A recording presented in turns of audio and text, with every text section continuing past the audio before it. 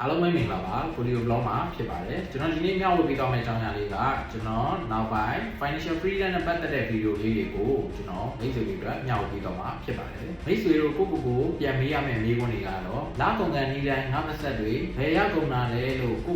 ပြန်မေးနေရပါသလားလုပ်တွေတာအသေးလေးလုပ်နေရတယ်ဘဏ်အကောင့်ထဲမှာတော့ကဏ္ဍတွေကတိုးမလာပဲကျွေးစင်းတွေကပဲတိုးနေတာအားမငယ်ပါနဲ့ဒီတယောက်တည်းမဟုတ်ပါဘူးဒါဟာခေတ်သစ်ငွေကြေးကြော်ကွင်းထဲမှာကျွန်တော်တို့အားလုံးပိတ်မိနေကြတာပဲဖြစ်ပါတယ်။နက်9နာရီကနေညနေ9နာရီအထိကိုယ့်ဘဝကိုတခြားသူတွေပုံပေးထားရတယ်။ကုန်စည်နှုန်းတွေကတည်းကကိုယ့်ရဲ့ဝင်ငွေကတော့အရင်တိုင်းပဲ။မိသားစုနဲ့အချိန်ပေးခြင်းတွေနဲ့လုံစင်းရင်ပတ်စံမရမှာအကြောင်းတွေရတယ်။တကယ်တော့တင်ကလုံးလုံးနေတာမဟုတ်ပါဘူး။မိမိရဲ့စာဝတ်နေရေးအတွက်ပတ်သက်ရဲ့အစီအစဉ်ဖြစ်နေရတာပဲဖြစ်ပါတယ်။ရေးပေါ်ကျမ်းမာရေးကိစ္စတစ်ခုခုရှိလာခဲ့ရင်အဲ့မှာအစင်းနဲ့ရှိရလား။ဒီလိုဆိုရင်စိတ်တွေနဲ့ပဲကျွန်တော်တို့အသက်ကြီးသွားတော့မှလား။သားတဲ့လာမေးခွန်းပေါင်းများစွာနဲ့ကျွန်တော်တို့ကနေ့စဉ်ဖြတ်သန်းနေတာပဲဖြစ်ပါတယ်။ financial freedom ဆိုတာတန်းကြွတတိဖြစ်ဖို့တစ်ခုတည်းအတွက်ပဲမဟုတ်ပါဘူးမိမိကရွေးချယ်ခွင့်ရှိတာကိုပြောလာပဲဖြစ်ပါတယ်ပုံကြိုက်တဲ့လို့ကို no လို့ပြောရတဲ့တတိကိုချစ်ရတဲ့သူတွေအတွက်ချိန်ပေးနိုင်တဲ့လွတ်လပ်မှုအဲ့ဒီနေတာဝင်ငွေတွေစီးဝင်နေတဲ့စနစ်တစ်ခုဒါတွေအားလုံးဟာစိတ်ကူးရင်ဆန်တဲ့အိမ်မက်တွေမဟုတ်ပါဘူးမိတ်ဆွေမှာလာ